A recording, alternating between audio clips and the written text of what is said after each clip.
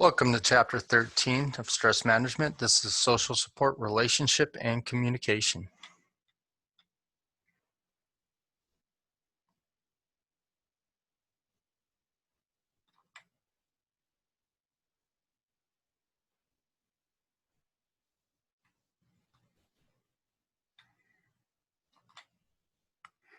Waiting for the slides to respond to me wanting to move forward.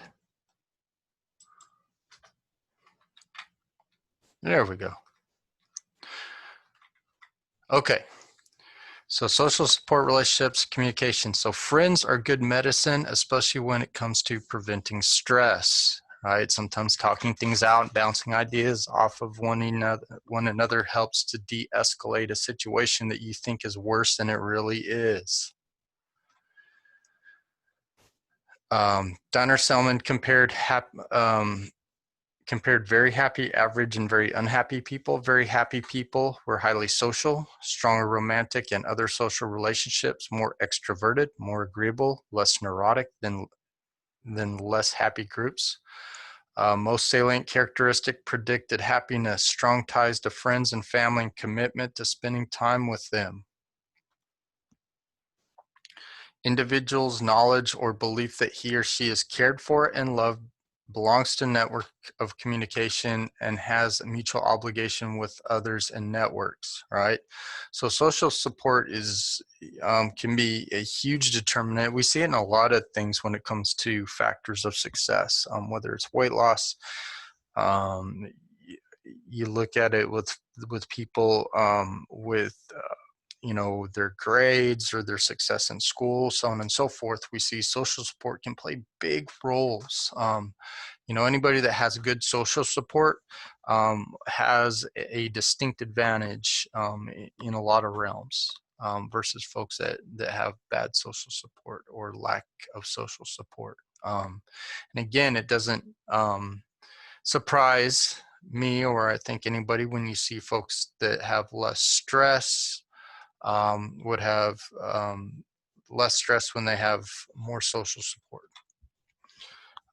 Humans need each other, as do other living creatures. Penguins huddle in masses called scrums, taking turns being on the outer edge and protecting the others from harsh conditions. So we're not the only animals that need interaction with one another. We see this all throughout. We see this all throughout the natural world. And again, it's not good to isolate yourself.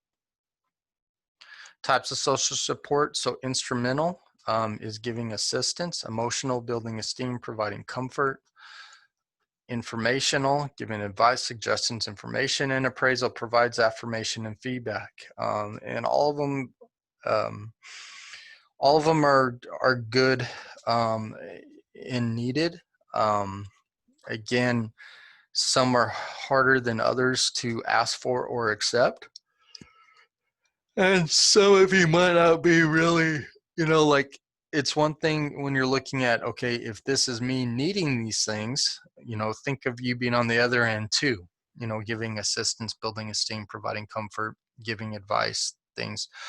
Some of us are geared to do some of these better than others as well. Doesn't mean that we can't do all four. It's just sometimes we're more apt to either get, like, for instance,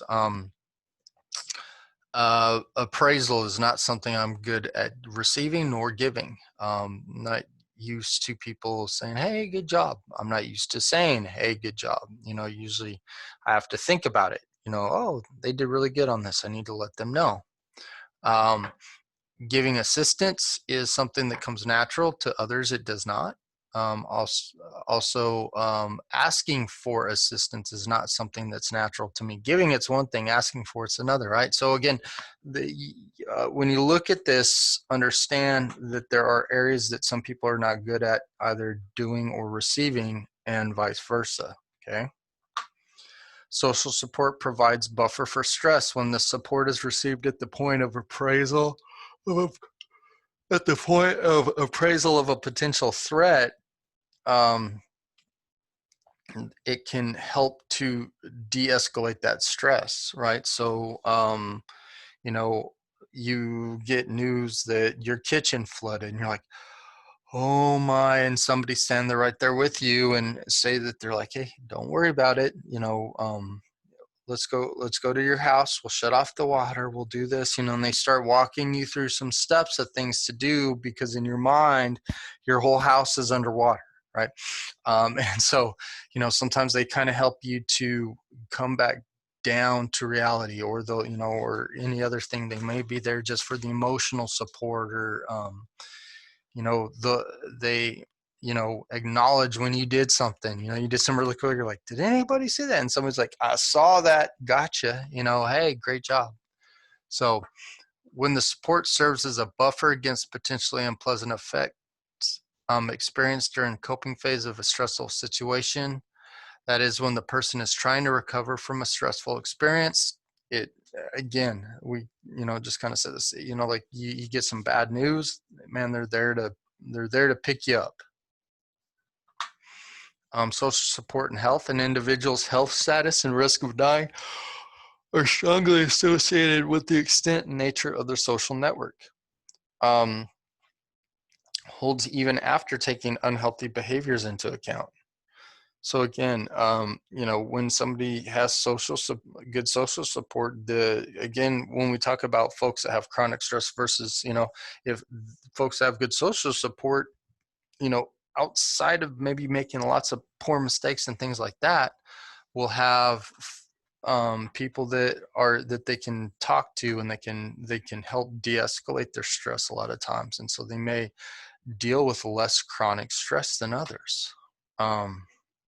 Learn to say no. Once you learn how to say no to unimportant things, you have more time and energy to say yes to important things, such as quality time with family and friends. Sometimes we get bogged down with mundane day-to-day tasks, or you constantly get asked to do things that are not necessarily important um, in your life, but you have a problem saying no, right? And so you get calls from people that may not really be much in your life either, and they're like, hey, can you help me do this, and you constantly say yes, when you have friends and family that were like, oh man, we were going to go do this today, or we are going to spend time doing this, and you miss out, right? So learning to say no will mitigate that problem. More is better. Having more types of social relationships, including family, but also neighbors, friends, workmates, and members of religious and social groups, reduces susceptibility to infectious illnesses like common cold. Again, there's probably, there's a few different things I can think where that somewhat helps. The way that they just put it in there, like, say, making friends ain't going to keep you from getting the cold.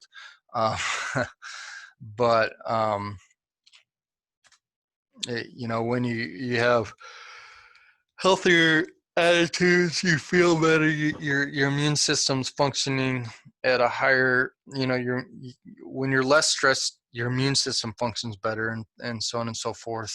Maybe you have healthier behaviors in general, a lot of different pathways. You could then start to say, okay, I can see how that works, right? But again, that's, it's one of those things that it's, somebody correlated that, so they put it in this book. But again, you got to understand, I'm a science person, so when I see something like that, I'm like, okay, what's the actual work in progress behind that? Because friends don't equal no cold. In fact, if your friend wipes their nose and doesn't clean their hands well, and they shake your hand or something, you would think you'd be more susceptible. And if you're around a lot of people, there's more chance of that, right? But again, it's talking about how your stress hormones or lack thereof being activated, lack of elevated blood pressures and so on and so forth, as well as you know other healthy behaviors and other healthy feelings and things like that may play a role into that, right? The Rosetto effect. Community of religious immigrants from southern Italy settled in Rosetto, Pennsylvania. Average incidence of exercise, smoking, obesity, high blood pressure, and stress. diets higher than the average American in fat and cholesterol, lower incidence of heart disease and mortality from heart disease from the US, and protective factors seem to be the strong sense of community and strong ties. So they're actually taking out the physiological, that, they seem to be, they don't have a better record of exercise or lack of smoking or obesity, things like that. They seem to eat more fat and cholesterol in their diet, but something about their communal relationships still de-escalates a lot of stress. And so again, with that, you say, okay, well, how does that work? Well, same thing, they're on the average with all those other things. Their diet may be higher than, or diets are higher than average in fat and cholesterol, but again, it doesn't really specify which fats and so on and so forth. But let's assume that, decent amount of it's, stuff that when you get a lot of it can lead to issues. Um, but what you could also look at is maybe their sense of being able to share their fears, their worries, their stresses also doesn't add to what a lot of people have with the common stress and worry and all that leaves them in chronic states of stress and lower immune system function, right? So again, that one may have, looking at that, may have more of a slightly more direct route, but still. Family rituals may be one of the most powerful prophylactic measures that parents can bring to bear when there are significant stressors. Sometimes having like Sunday lunch or something like, things that you look forward to, or times where you're spending time with your family, and having those things, and having a sense of balance and a sense of, and when other things are out of control, there's some normalcies in place. It helps with stress, right? Social support systems are composed of a web of relationships. The way we interact with those around us can have a potent effect on the stress we feel. Most people find happiness in family connections and friendships. Um, Playing with pets ranks higher than exercise, eating, or having sex as a way to improve mood. Um, Again, they kind of throw two things in there. But yeah, our interactions can either have beneficial effects on us, or they can have detrimental effects, right? So if you surround yourself with people that constantly bring you down or bring you worry, bring you strife, you'd see the opposite. But if you have folks that lift you up, and you have a dog or something, I'm just gonna be honest with you, I don't get the whole cat thing. But yeah, you just have, you come home, your dog's wagging its tail, can't wait to see you, just wants to like come sit in your lap, lick your face, and it just makes you feel like, hey, this little animal loves me, makes you feel good, right? So what makes us happy? So top 8 answers were your relationship with your kids. I'll agree with that one. Man, your kids, the they when they I love when I come home. I've got 2 of my kids for sure. Every time I come home, make a huge deal when I walk in the door. And it does. It makes you feel really good. Just spending time with them. It's every time you spend, I get to spend time with my kids, especially like in the quiet times when it's not crazy, and I get a little one-on-one time with them sometimes, and get to sit and talk with them. It's definitely a blessing every time. Friends and friendships. Again, that one I've talked to you guys about before isn't really big on my list. Not that it wouldn't be, it's just under present circumstances, I just don't really get that. Contributing to the lives of others. When you pour yourself into others, it does. I get to do that as a professor. I get to do that in my church. There's a lot of things I do where I get to pour into others, and I'll agree with that. Your relationship with your spouse, partner, your love life, man. If it's good, it's good. If it's bad, it's bad, and you can really see that with people. Your degree of control over your life and destiny. Again, where you now see where the top 1, 2, 3, 4 were all relationship based, right? Now we're getting to this whole, this other thing. You would think that this might be number 1, but it's not. right? If the other four things are going good, some people are like, you know what, we'll see where these things go, right? The things you do in your leisure time. Probably me personally, I would list that above a lot of the relationship stuff. Actually, to be honest with you, that's just me. Our relationship with your parents. One probably is a lot less because some people really have strong bonds with their parents, and some people did not grow up in the best homes, and somewhere in between, right? Religious or spiritual life and worship. Again, to some folks that could be number one. To some folks that it's not something that they grew up with, right? And then holiday periods such as Christmas and New Year's. I'm a big Christmas fan. I'm almost like I get almost like a little kid. Not that I get cool presents or anything anymore. Now that I'm a dad, I'm lucky if I get a present. I honestly, at this point, I just love. I don't know. I love that season. And I love when my kids open their presents. It's fun to watch. Do you often or do you often do any of the following to improve your mood? Talk to friends and family. So this is women and men. I'll tell you if this is what it looks like in my house between me and my wife. My wife would be This would be accurate in the sense that this one shows that women do it more than men. In my house, that is 100% true. It wouldn't even be 63-51. It'd be like my wife is always on the phone or talking to her friends or they come over or whatever else.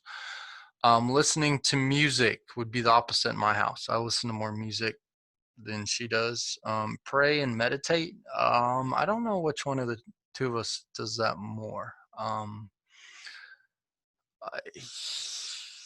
I know I read my Bible more than she does. I don't know if I pray more. I would say we're fairly equal on that. Um, she may be she may pray a little bit more. I don't know. It's pretty close. Help others in need. I'd say we're pretty close, except for the fact that a lot of times people ask her if they can borrow me to do things just because I have a knack for being able to do a lot of things, I guess. I don't know. And she has no problem. Yeah, sure, I'll volunteer him. But I usually tell people yes too. Take a bath or shower. Women are more likely. Honestly, I'd probably bathe more in my house than my wife does. Part of it's because I work out a lot more. I'm outside doing stuff, getting stinky too. So I feel the need to play with the pet. Opposite, my wife does not like dogs. I love dogs. So definitely opposite. Exercise, workout. This one holds true with the men being more than women, and it's like that in my home. Go out with friends. She definitely goes out more with her friends than I do. Eat. I like how it's 25-24. Um, I I definitely eat more to improve my mood than she does. Like I enjoy my food. Take a drive in a car. That would be me too. She's not really big into that as a mood improvement. I like road trips. I don't know. And then men and women having sex. I think this probably just depends on again. And I'm not going to answer that one in our house. I'm not really sure. um, The truth about cats and dogs. College students are more likely than older people to say their pet helps them get through hard times. Pets are better than people at calming their stressed owners, in part because they are non judgmental. Yeah, you don't, you can tell your dog anything and he's probably still going to lick your face, as long as you're feeding him, letting him poop outside, you know, life is good, right? A relationship and marriage. Though disagreements are not pleasant, they are necessary to some extent in all good marriages, but more than two-thirds of conflicts do not get resolved. I agree with that.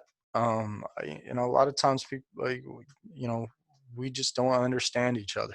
I mean, that's just the way um, people are, and when you're in close quarters like that, it's even harder. And even though you may discuss things, it's hard for two people to really see what the other person's point sometimes. 5-to-1 ratio, stable relationships have 5 times as many positive factors, love, affection, interest in one another, humor, and support, as negative factors. I would venture to guess that has to be true, because if you got more negative in your life, it's not going to work well. Research suggests that people should first select a mate with whom inevitable annoyances can be managed, then learn how to manage the conflicts. There's a pastor named Matt Chandler who talked about when he was thinking about marriage with who is now his wife, but at the time I guess his girlfriend. And a older pastor told him, you know, pick somebody you want to fight with the rest of your life. You know, some people are like, that doesn't sound right, but it does, because again, if you think about it, this is somebody that you're gonna always have constant conflicts because you're always together, and you're never always going to see things the same. You know, of course, during dating relationships, people sometimes don't believe that happens because, you know, you guys always see everything the same, you know, or, you know, you don't have the tough conversations, or it's like, okay, yeah, I'm cool with that. So yeah, I'll be cool, you know, but then when, you know, there comes that point, you're like, no, I think this is right. I think this is what we should do today. I think, you know, um, and so you got to be able to fight with someone. And again, part of that is how do they fight? Right.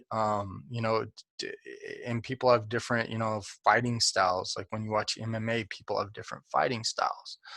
And so again, you know, if they have things that annoy you, they have things that when you have discussions, like you know, they do this and you do this, you know, there's certain things that can escalate. Or if you have ways that you can discuss or have disagreements, or you have ways, you know, the things that, you know, some people find annoying, or, you know, it's like, that doesn't really bother me.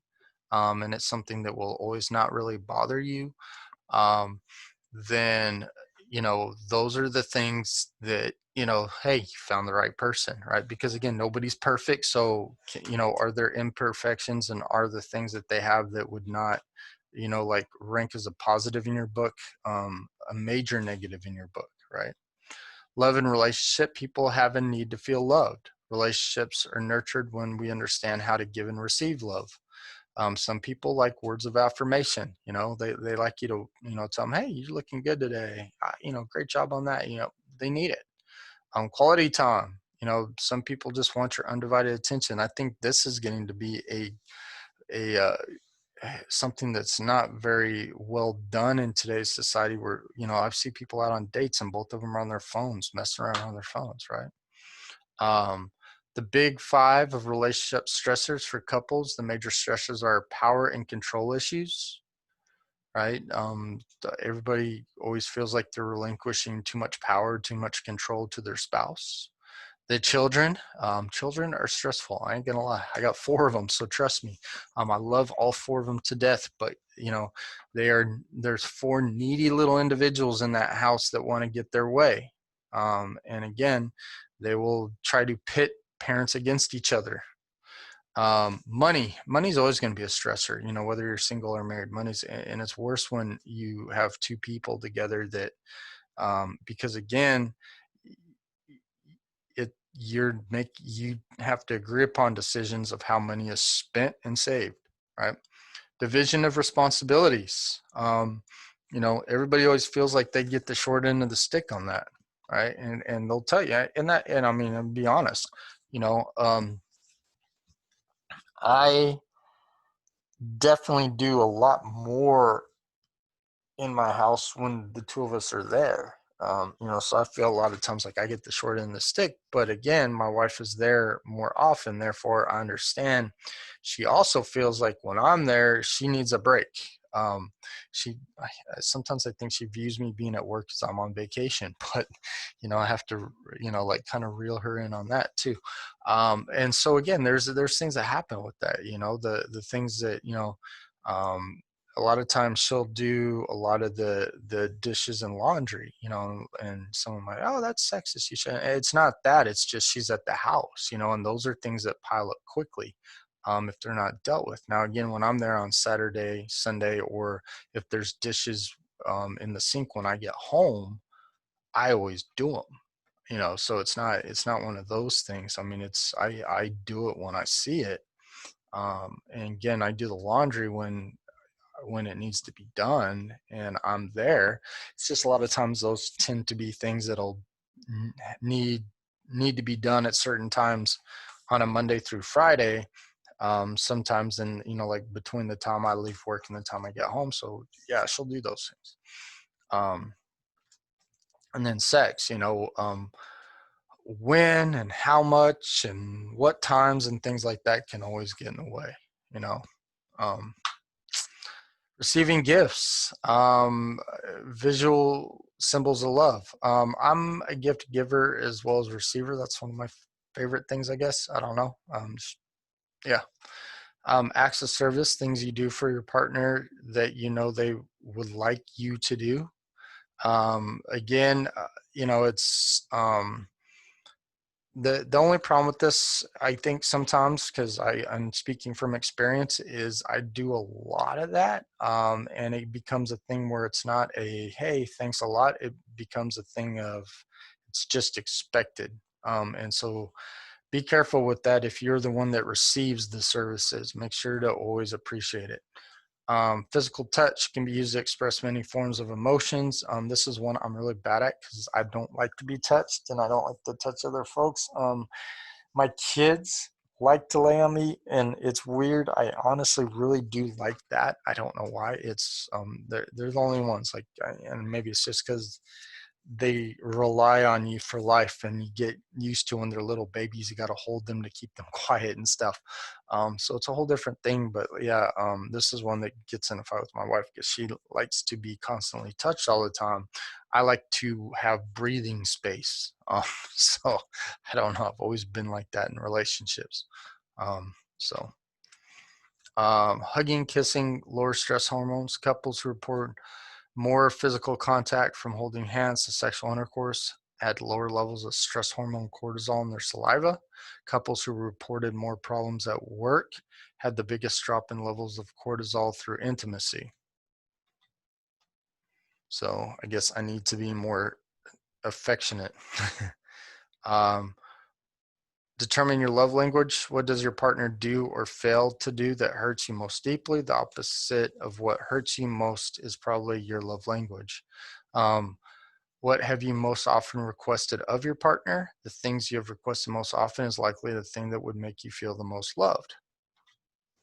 In what ways do you express love to your partner regularly? Your method of expressing love may be an indication of what also would make you feel loved. Think back to a time in your life when you felt totally and completely loved. Which of the love languages were you receiving at that time? One of the most important qualities for a relationship to survive and thrive is effective communication. Relationships are developed through communication. Lack of communication can destroy relationships, right? When you don't talk about things, you end up blowing up at one point. Listening, autobiographical listening, listen from the perspective of our own experience, and evaluate and probe, advise, or tell, interpret. Again, this, a lot of times this can be important because you can, um, you know, it's good, but again, a lot of times people will do this and they'll overdo it, and then they like to step into the conversation and maybe diminish what the other person is saying. So be careful with it as well. Okay. Empathetic listening is mimic the content, rephrase the content, reflect feelings, rephrase content, and reflect the feelings that that person is saying when they're talking. Listening tips: listen more, talk less. Gosh dang, this drives me nuts. I sit here and lecture to you guys all the time, and it's not really my default. Again, I like when we're in person. I like when you guys talk more, but even then, I feel like I talk more than I'd like to. I like I don't know. Listening is more of a natural thing to me than speaking, but definitely when I'm talking, it drives me nuts. This is one of the things that gets me irritated with my wife a lot. Is she loves to jump in on what I'm saying. She never lets me finish thoughts, or she likes to assume what I'm about to say. And again, really drives me crazy. And then again, she likes to judge what I'm saying before I even get finished saying it. Again, drives me crazy. Um, Again, find attractive aspects of the other person. Avoid giving advice. Ask them, say, once somebody's done ranting, I say, well, I mean, like acknowledge what they're feeling, acknowledge what they're going through, and then you can ask them like, well, I mean, do you want to know what I think or would do, or is this you just want to throw it out there type of thing. Allow moments of silence. Again, this is one of those things where if you're some people get creeped out by science, so they try to fill the space. Listen with your eyes and your heart as much as your ears. This is something that I'm sort of bad at, I guess, a little bit. A lot of times when people are talking and I'm trying to think about it, it's hard for me to look at someone while they're talking if I'm really trying to like really take in what they're saying, because I kind of like to look off into space and really think and kind of almost like paint the picture in my mind. But I know it puts some people off, and I don't mean to do that. Use appropriate body signals. Again, this is another one of those things. I'm an arms crossed person. I get it, and it makes it seem like I'm closed off. But when I'm listening, I have to like think of what my body language and position is, because a lot of people are like, yeah, it doesn't seem like you're really interested. Hold my hand. Loving contact before a tough day at work can carry over and protect the person throughout the remainder of the day. Again, maybe it's something I should try. Not my thing, um, but maybe it is something I should try. In touch with touch. Waitresses who touch their customers get better tips than waitresses who don't. Um, Again, I could see that backfiring if people don't like to be touched, especially now. Now in today's COVID time, that's probably a no-no. But prior to that, I could see that backfire, especially if somebody, like I could see it, especially, um, waitresses, yeah, maybe, because girls don't mind, guys usually don't mind if a girl touches them. Girls don't mind usually if a girl touches them, but I could see the opposite if somebody's got a guy waiter and they're like feeling like the waiter's flirting with them when they're just trying to be like friendly or whatever, and then the guy touches them. I could also see that as being a big no-no. So we live in a weird society where people try to always interpret things that may or may not be there. Touch is a powerful form of nonverbal communication, especially important to relieving stress. Varies from region to region within the U.S. Um, yeah, certain cultures are very touchy-touchy. Certain cultures are not. I grew up in New Mexico. In general, we are not a very touchy society. Again, I think it's part of the Native American roots that we have there. You also have a place that it's just, I don't know, people's attitudes and stuff in general are just kind of cold.